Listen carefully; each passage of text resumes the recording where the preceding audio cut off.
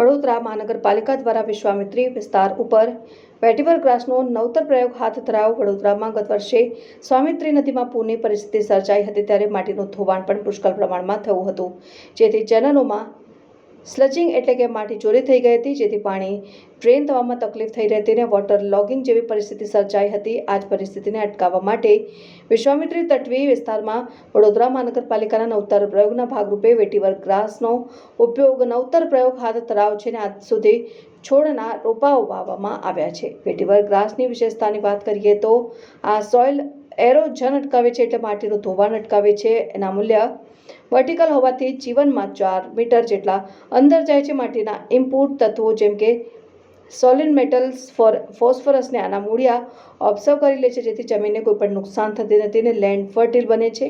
આ ઉપયોગના કારણે વિશ્વામિત્રી નદીના પટ વિસ્તારમાં માટીનું ધોવાણ એક હદ સુધી ઓછું થશે, જેથી માટી વરસાદના સમયે પાણીમાં મિશ્રિત ન થાય, વરસાદી કાંસમાં ચોંટે નહીં, જેથી પાણી સહેલાઈથી કાચના માધ્યમથી નીકળી જાય અને વિસ્તારમાં પાણી ભરવાની શક્યતા ન રહે।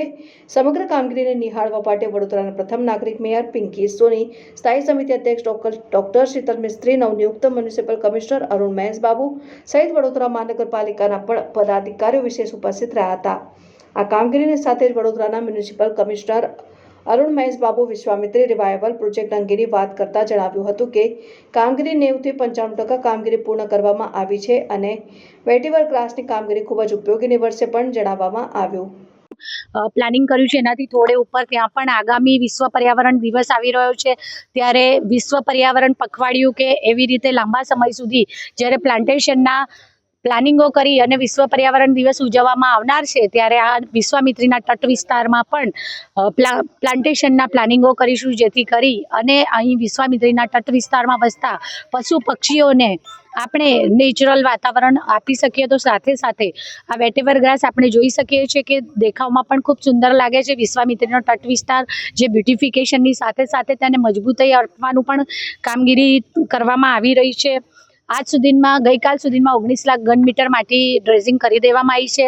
અઠવાડિયા સુધીની કામગીરી બાકી છે, જે 10મી જૂને આપણે